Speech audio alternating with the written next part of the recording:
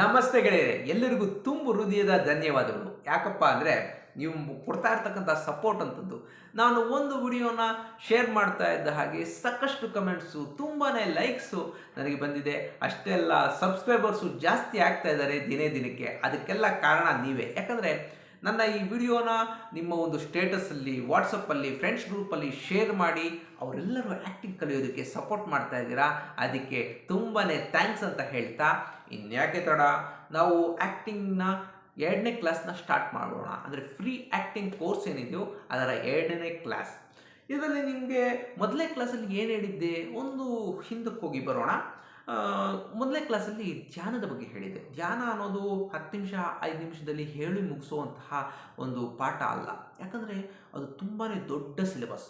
ಅದನ್ನು ಎಷ್ಟು ರೀತಿಯಲ್ಲಿ ಎಷ್ಟು ವರ್ಣಿಸಿದ್ರೂ ಸಾಲದು, ಅಷ್ಟು ದೊಡ್ಡದಾದ ಪಾಠ. ಅದನ್ನು ನಾನು 10 ನಿಮಿಷದಲ್ಲಿ ಹೇಳಿದ್ದೀನಿ ಅಂದರೆ ತಪ್ಪಾಗುತ್ತೆ. ಯಾಕಂದರೆ ಒಂದು ಧ್ಯಾನ ಅನ್ನೋದು ಆ್ಯಕ್ಟಿಂಗ್ಗೆ ತುಂಬಾ ಸಪೋರ್ಟಿವ್ ಆಗುತ್ತೆ ಅಂತ ಒಂದು ಪಾಠದಲ್ಲಿ ಹೇಳಿದ್ದೆ. ಅದನ್ನು ನೀವು ಎಷ್ಟು ಬಳಸ್ಕೊಳ್ತಾ ಹೋಗ್ತೀರಾ. ಬರೀ ಆ್ಯಕ್ಟಿಂಗ್ ಅಷ್ಟೇ ಅಲ್ಲ, ನಿಮ್ಮ ದೇಹವನ್ನು, ಮನಸ್ಸನ್ನು ಶಾಂತ ರೀತಿಯಲ್ಲಿ ಏಕಾಗ್ರತ ಚಿತ್ತದಿಂದ ಇಟ್ಕೊಳ್ಳೋದಕ್ಕೆ ನಿಮಗೆ ಧ್ಯಾನ ಅನ್ನೋದು ಅತ್ಯಮೂಲ್ಯ. ಅದನ್ನು ಅಭ್ಯಾಸ ಮಾಡಿದಷ್ಟು ನಿಮಗೆ ಪ್ರಯೋಜನ ಜಾಸ್ತಿ ಆಗ್ತಾ ಹೋಗುತ್ತೆ. ಅದೇ ರೀತಿ ನಟನೆಗೂ ಧ್ಯಾನ ಅನ್ನೋದು ಇಂಪಾರ್ಟೆಂಟ್ ಅನ್ನೋದು ಗೊತ್ತಾಯಿತು. ನೀವು ಯಾವಾಗ ಅಭ್ಯಾಸ ಮಾಡಬೇಕು? ನಾನು ಪ್ರಿಫರ್ ಮಾಡೋದೇನಪ್ಪ ಅಂದರೆ ಬ್ರಾಹ್ಮಿ ಮುಹೂರ್ತ, ಅಂದರೆ ಸೂರ್ಯ ಹುಟ್ಟಲಿಕ್ಕಿಂತ ಮುಂಚೆ ಬೇಗ ಎದ್ದು ನೀವು ಧ್ಯಾನವನ್ನು ಅಭ್ಯಾಸ ಮಾಡಬೇಕು. ಯಾಕಂದರೆ ನಿಮ್ಮ ಮನಸ್ಸನ್ನು ಏಕಾಗ್ರತೆಗೊಳಿಸಲು ನಿಮ್ಮ ಧ್ಯಾನ ತುಂಬಾ ಅಮೂಲ್ಯವಾದ ಒಂದು ಸಾಧನ. ಅದನ್ನು ನೀವು ಆ ಟೈಮ್ನಲ್ಲಿ ಮಾಡಿದ್ದೀರಾ ಅಂದರೆ ಆ ಒಂದು ಇಂಪ್ಯಾಕ್ಟ್ ಜಾಸ್ತಿ ಆಗ್ತಾ ಹೋಗುತ್ತೆ. ಡಬಲ್ ಇಂಪ್ಯಾಕ್ಟ್ ಅಂತಾರಲ್ಲ, ಅದು ನಿಮಗೆ ಸಿಗ್ತಾ ಹೋಗುತ್ತೆ. ಅದಕ್ಕೋಸ್ಕರ ಒಬ್ಬ ನಟನಾಗಿರ್ತಕ್ಕಂಥವನು ಅಥವಾ ಯಾವುದೇ ಒಬ್ಬ ಸಕ್ಸಸ್ಸನ್ನು ತಗೋಬೇಕು, ಲೈಫಲ್ಲಿ ಸಕ್ಸಸ್ ಆಗಬೇಕು ಅನ್ನೋವಂತಹ ವ್ಯಕ್ತಿ ಏನಿದ್ದಾನೆ, ಸೂರ್ಯ ಹುಟ್ಟಲಿಕ್ಕಿಂತ ಮುಂಚೆ ಎದ್ದೇಳಬೇಕು. ಆದಷ್ಟು ಬೇಗ ಎದ್ದಾಗ ಅವನಿಗೆ ಡೇ ಜಾಸ್ತಿ ಸಿಗುತ್ತೆ. ಡೇ ಜಾಸ್ತಿ ಸಿಕ್ಕಾಗ ಅವನು ವರ್ಕ್ ಮಾಡೋದಕ್ಕೆ ತುಂಬಾ ಸಮಯ ಇದ್ದಾಗ ಅವನು ಸಕ್ಸಸ್ ಆಗೋದಕ್ಕೆ ತುಂಬಾ ಒಳ್ಳೆಯ ಒಂದು ಸಾಧನೆ ಆಗುತ್ತೆ. ಮುಂದಕ್ಕೆ ಅವನು ಸಕ್ಸಸ್ಫುಲ್ ಪರ್ಸನ್ ಆಗ್ತಾನೆ. ಅದಕ್ಕೆ ಬೇಗ ಎದ್ದೇಳಬೇಕು. ರಾತ್ರಿ ಬೇಗ ಮಲ್ಕೊಂಡಾಗ ಬೇಗ ಎದ್ದೇಳಬೇಕು. 7 hours ನಿದ್ದೆ ಮಾಡಲೇಬೇಕು. ಒಬ್ಬ ನಟನಿಗೆ ನಿದ್ದೆ ಅತ್ಯಮೂಲ್ಯ. ನಮಗೆ ಒಂದೊಂದು ಪಾಯಿಂಟು ಇಂಪಾರ್ಟೆಂಟ್ ಆಗ್ತಾ ಹೋಗುತ್ತೆ ಒಬ್ಬ ನಟನೆಗೆ. ಅದಕ್ಕೋಸ್ಕರ ನಾವು ಒಳ್ಳೆಯ ನಟರಾಗಬೇಕು ಅಂದರೆ ನಮ್ಮ ಬ್ರೈನಿಗೆ ವಿಶ್ರಾಂತಿಯನ್ನು ಕೊಡಬೇಕು. ನಮಗೆ ನಿದ್ದೆಯಿಂದ ಆ ಒಂದು ವಿಶ್ರಾಂತಿ ಸಿಗುತ್ತೆ. ಓಕೆ, ನಿದ್ದೆ ಸರಿಗಾಗಲಿಲ್ಲ ಅನ್ನೋ ಸಂದರ್ಭಕ್ಕೆ ಏನು ಮಾಡಬೇಕು? ನಾವು ಧ್ಯಾನದಲ್ಲಿ ಆ ಒಂದು ವಿಶ್ರಾಂತಿಯನ್ನು ತಗೋಬೇಕು. ಅದಕ್ಕೆ ಬೆಳಿಗ್ಗೆ ಬೇಗ ಎದ್ದು ಧ್ಯಾನಕ್ಕೆ ಕೂತ್ಕೊಂಡಾಗ ನಿದ್ದೆಯಲ್ಲಿ ಆಗಿರ್ತಕ್ಕಂಥ ಇಂಬ್ಯಾಲೆನ್ಸು ಧ್ಯಾನದಲ್ಲಿ ನಮಗೆ ಸಿಕ್ಬಿಡುತ್ತೆ. ಎಷ್ಟು ಚೆನ್ನಾಗಿದೆ ಅಲ್ವಾ? ಅದಕ್ಕೆ ಧ್ಯಾನವನ್ನು ಅಭ್ಯಾಸ ಮಾಡಿ, ಧ್ಯಾನದ ಹಾಗೆ ಓಕೆ ಧ್ಯಾನ ಮಾಡಿದ್ರಿ, ಒಂದು 10 ನಿಮಿಷ 15 ನಿಮಿಷ ಮಾಡಿದ್ರಿ. ಆಮೇಲೆ ಏನಪ್ಪ ಮಾಡಬೇಕು? ಒಬ್ಬ ನಟನಾಗಿರ್ತಕ್ಕಂಥವನು, ನಟನಾಗಬೇಕು ಅಂತ ಇರ್ತಕ್ಕಂಥವನು ಏನಪ್ಪ ಮಾಡಬೇಕು? ಪ್ರಾಣಾಯಾಮ. ಪ್ರಾಣ ಅಂದರೆ ಉಸಿರು, ಆಯಾಮ ಅಂದರೆ ಅದಕ್ಕೆ ವ್ಯಾಯಾಮವನ್ನು ಕೊಡ್ತಕ್ಕಂಥದ್ದು. ಪ್ರಾಣದ ಆಯಾಮ ಅಂದರೆ ಪ್ರಾಣಾಯಾಮ. ನಾವು ಉಸಿರನ್ನು ತೆಗೆದುಕೊಳ್ತೀರಿ, ಉಸಿರನ್ನು ಬಿಡ್ತೀರಿ, ಉಚ್ಛ್ವಾಸ ನಿಶ್ವಾಸ. ಎಷ್ಟು ಪ್ರಮಾಣದ ಉಸಿರನ್ನು ತೆಗೆದುಕೊಳ್ಳೋದು ಸಾಧ್ಯವಾಗುತ್ತೋ ಅಷ್ಟು ಪ್ರಮಾಣದ ಉಸಿರನ್ನು ನಾವು ತೆಗೆದುಕೊಳ್ಬೇಕಾಗತ್ತೆ. ಆಮೇಲೆ ಹಿಡಿದಿಡಬೇಕಾಗತ್ತೆ, ಅಂದರೆ ಶ್ವಾಸಕೋಶಗಳನ್ನು ಹಿಡಿದಿಡಬೇಕಾಗತ್ತೆ. ಆಮೇಲೆ ಒಂದು ಉಸಿರನ್ನು ಹೊರಹಾಕುವುದು ನಿಶ್ವಾಸ ಅಂತ ಹೇಳ್ತಾರೆ. ನಿಜಕ್ಕೂ ಹೇಳಬೇಕಂದ್ರೆ ನಮ್ಮ ಒಂದು ಶ್ವಾಸಕೋಶ ಮಾಮೂಲಿಯಾಗಿ ಉಸಿರಾಡುವಾಗ ಬರೀ ಒಂದು 20-25% ಯೂಸ್ ಆಗುತ್ತೆ. ಇವಾಗ ಬಲೂನು ಒಂದು 25 ಭಾಗ ಮಾತ್ರ ಗಾಳಿ ತುಂಬುತ್ತೆ, ಮಿಕ್ಕಿದ ಭಾಗ ಖಾಲಿ ಇರುತ್ತೆ ಅಥವಾ ಕೆಟ್ಟ ಗಾಳಿ ತುಂಬಿರುತ್ತೆ. ಆದರೆ ಪ್ರಾಣಾಯಾಮವನ್ನು ಅಭ್ಯಾಸ ಮಾಡಿದಾಗ ಪೂರ್ಣ ಪ್ರಮಾಣದ ಶ್ವಾಸಕೋಶ ಕ್ರಿಯೆಗಳು ನಮಗೆ ನಡೆಯುತ್ತೆ. ಅಂದರೆ ನಾವು ಉಸಿರನ್ನು ಫುಲ್ಲಾಗಿ ಎಳ್ಕೊಂಡು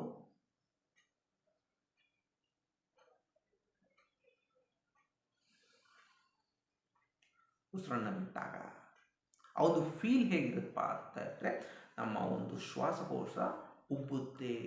ಉಬ್ಬಿದಾಗ ಆ ಒಂದು ಸಾಮರ್ಥ್ಯ ಜಾಸ್ತಿ ಆಗುತ್ತೆ. ಪ್ರಾಣಾಯಾಮವನ್ನು ಪರ್ಫೆಕ್ಟಾಗಿ ಮಾಡ್ತಕ್ಕಂತಹ ಮನುಷ್ಯನಿಗೆ ಆಯುಷ್ಯ ಜಾಸ್ತಿ ಆಗುತ್ತೆ.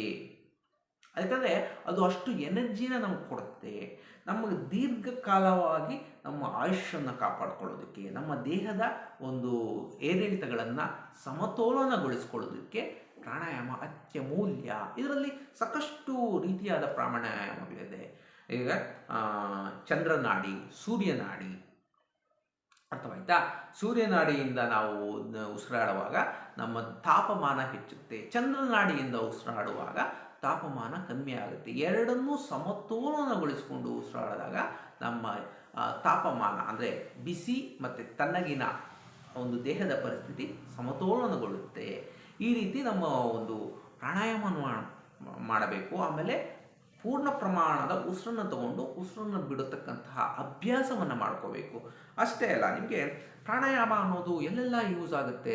ಒಂದು ಹಾರರ್ ಸಿಚುಯೇಷನ್, ಏನೋ ಒಂದು ಸಂದರ್ಭ ಹೇಳ್ತಾನೆ, ಸಂದರ್ಭಕ್ಕಿಂತ ಮುಂಚೆ ಒಂದು ಉಸಿರು ಬಿಡ್ತಾ ಹೋಗುವಂತಹ ಸಿಚುಯೇಷನ್. ನೀವು ಸಿಕ್ಕಾಪಟ್ಟೆ ರನ್ನಿಂಗ್ ಮಾಡಿದ್ರೆ ಮಾತ್ರ ಅಲ್ಲ, ನೀವು ಬೇಡ ಈಗೇನು ಬಂತು, ಯಾವಾಗ ಬಂತು ಆ ಉಸಿರು? ಆರಾಮಾಗಿ ಕೂತ್ಕೊಂಡಿದ್ದೆ ನಾನು, ಉಸಿರು ಬರಬೇಕು. ಆ ಉಸಿರಿನ ಮೇಲೆ ಹಿಡಿತವನ್ನು ಸಂಪಾದನೆ ಮಾಡಿದಾಗ ನಾವು ಈ ರೀತಿಯಾದ ಉಸಿರನ್ನು ಕೊಡಲಿಕ್ಕೆ ಸಾಧ್ಯವಾಗುತ್ತೆ. ನಿಮಗೆ ಅನುಭವ ಇದೆಯೋ ಅಥವಾ ಗೊತ್ತಿದೆಯೋ ಅಥವಾ ನಾಲೆಡ್ಜ್ ಇದೆಯೋ ಗೊತ್ತಿಲ್ಲ, ಎಷ್ಟೋ ಒಂದು ಸಿನಿಮಾಗಳಲ್ಲಿ, ಪ್ರಾಪರ್ ಎಲ್ಲ ಸಿನಿಮಾಗಳಲ್ಲೂ ನಮಗೆ ಸೌಂಡ್ ರೆಕಾರ್ಡಿಂಗೇ ಬೇರೆ ಇರುತ್ತೆ, ಲೈವ್ ರೆಕಾರ್ಡಿಂಗ್ ಇರೋದಿಲ್ಲ. ನಮಗೆ ವಿಡಿಯೋನ ಶೂಟ್ ಮಾಡ್ತಾರೆ, ಫಸ್ಟು ವಿಡಿಯೋ ಆಗಿದ ತಕ್ಷಣ ಅದು ಮಾಮೂಲಿ ರೆಕಾರ್ಡ್ ಆಗ್ತಾ ಹೋಗುತ್ತೆ. ಆಮೇಲೆ ಸ್ಟುಡಿಯೋ ಹೋಗ್ಬಿಟ್ಟು ನಮ್ಮ ವಾಯ್ಸ್ ರೆಕಾರ್ಡಿಂಗ್ ಮಾಡಿ ಅದಕ್ಕೆ ಡಬ್ ಮಾಡಿ ಅದನ್ನು ಪ್ಯಾಚಪ್ ಮಾಡಿ ಸಮ್ ವಾಟ್ ಎಲ್ಲ ಮಾಡ್ತಾರೆ. ಅದಕ್ಕೆ ಅದೊಂದು ಪ್ರೊಸೀಜರ್. ಆ ರೀತಿ ಮಾಡೋಕ್ಕೆ ಹೋದಾಗ ನಮ್ಮ ಉಸಿರಿನ ಮೇಲೆ ಇರ್ತಕ್ಕಂತಹ ಏರಿಳಿತ ಪ್ರತಿಯೊಂದು ಕೌಂಟ್ ಆಗ್ತಾ ಹೋಗುತ್ತೆ. ನಮ್ಮ ಒಂದು ನಟನಾ ಪ್ರಾವೀಣ್ಯತೆ ಇದರಿಂದ ಪ್ರೂವ್ ಆಗ್ತಾ ಹೋಗುತ್ತೆ. ಸೂಪರಾಗಿ ಮಾಡ್ತಾನಪ್ಪ, ಸೂಪರಾಗಿ ಯಾಕೆ ಮಾಡ್ತಾನೆ ಅವನು ಅಂದರೆ ಅವನು ಅಷ್ಟು ಪರ್ಫೆಕ್ಟಾಗಿ ಅವನ ಒಂದು ಪ್ರಾಣಾಯಾಮದಲ್ಲಿದ್ದಾನೆ. ಅವನು ಉಸಿರಿನ ಮೇಲೆ ಅಷ್ಟೊಂದು ಹಿಡಿತಾನ ಸಾಧನೆ ಮಾಡಿದ್ದಾನೆ ಅಲ್ವಾ? ಆ ರೀತಿ ಇದ್ದಾಗ ಅವನ ಒಂದು ಭಾಷೆಗೆ, ಅವನ ಒಂದು ಘನತೆಗೆ ಒಂದು ತಕ್ಕನಾದ ಪಾತ್ರಗಳು ಸಿಗ್ತಾ ಹೋಗುತ್ತೆ. ಈ ರೀತಿ ಒಂದು ಪ್ರಾಣಾಯಾಮದಲ್ಲಿ ಪ್ರಾವೀಣ್ಯತೆಯನ್ನು ಹೇಗೆ ಪಡೆಯೋದು? ಪ್ರತಿಯೊಂದು ದಿನದ ಅಭ್ಯಾಸ ಮಾಡ್ತಾ ಇದ್ದ ಹಾಗೆ ನಾವು ಪ್ರಾಣಾಯಾಮದಲ್ಲಿ ಒಂದು ಉನ್ನತವಾದ ಸ್ಥಿತಿಯನ್ನು ಪಡಿತೀವಿ. ಅದನ್ನು ಯಾವಾಗ ಅಭ್ಯಾಸ ಮಾಡಬೇಕು? ಬ್ರಾಹ್ಮಿ ಮುಹೂರ್ತ ಅಥವಾ ಸೂರ್ಯ ಹುಟ್ಟಲಿಕ್ಕಿಂತ ಮುಂಚೆ ಎದ್ದು ನಾವು ಪ್ರಾಣಾಯಾಮವನ್ನು ಅಭ್ಯಾಸ ಮಾಡಬೇಕು. ಎಷ್ಟು ಪ್ರಾಣಾಯಾಮವನ್ನು ಅಭ್ಯಾಸ ಮಾಡಿದ್ರೆ ಅಷ್ಟು ನಮಗೆ ಎನರ್ಜಿ ಬೂಸ್ಟಪ್ ಆಗುತ್ತೆ, ಎನರ್ಜಿ ಕ್ರಿಯೇಟ್ ಆಗ್ತಾ ಹೋಗುತ್ತೆ. ಒಬ್ಬ ಉತ್ತಮ ನಟನಿಗೆ ಪ್ರಾಣಾಯಾಮ ಅತ್ಯಮೂಲ್ಯ ಅಂತ ಹೇಳ್ತಾ ಈ ಒಂದು ಸೆಕೆಂಡ್ ಚಾಪ್ಟರ್ ಏನಿದೆ ಅದನ್ನು ಮುಗಿಸ್ತಾ ಇದ್ದೀನಿ. ಪ್ರಾಣಾಯಾಮವನ್ನು ಎಲ್ಲರೂ ಅಭ್ಯಾಸ ಮಾಡಿ ಉತ್ತಮವಾದ ನಟರಾಗಿ ಅಂತ ಬೆಂಬಲಿಸ್ತಾ, ಹಾಗೆ ನನ್ನ ಈ ವಿಡಿಯೋಸ್ನ ಶೇರ್ ಮಾಡಿ, ಲೈಕ್ ಮಾಡಿ, ನಿಮ್ಮೆಲ್ಲ ಗ್ರೂಪ್ಸಲ್ಲೂ ಆ್ಯಡ್ ಮಾಡಿ. ಇನ್ನೂ ಯಾವ್ಯಾವ ರೀತಿಯಾಗಿರತಕ್ಕಂತಹ ಸಪೋರ್ಟು ಕೊಡ್ಬೋದು ಆ ರೀತಿಯೆಲ್ಲ ಕೊಡಿ. ಮತ್ತು ನನ್ನ ಈ ಒಂದು ಕ್ಲಾಸಸ್ಸಲ್ಲಿ ಏನಾದರೂ ಚೇಂಜಸ್ ಮಾಡ್ಕೋಬೇಕಾ ಅನ್ನೋದನ್ನ ದಯವಿಟ್ಟು ತಿಳಿಸಿ. ನಿಮಗೆ ಅರ್ಥವಾಗಿರ್ತಕ್ಕಂತಹ ಪದಗಳನ್ನು, ಅರ್ಥ ಆಗದೇ ಇರತಕ್ಕಂತಹ ಪದಗಳನ್ನು ದಯವಿಟ್ಟು ನನಗೆ ಹೇಳಿದಾಗ ನಾನು ಆ ರೀತಿ ಒಂದು ಟಿಪ್ಸನ್ನು ಕೊಡ್ತಾ, ಆ ರೀತಿ ನಾನು ಕಲಿತಾ ನಿಮಗೂ ಕಲಿಸೋದಕ್ಕೆ ತುಂಬಾ ಸಪೋರ್ಟಿವ್ ಆಗುತ್ತೆ ಅಂತ ಹೇಳ್ತಾ ಎಲ್ಲರಿಗೂ ಈ ರಾಜೇಶ್ ಧರ್ಮಚಕ್ರನ ಧನ್ಯವಾದಗಳು. ನಮಸ್ಕಾರ.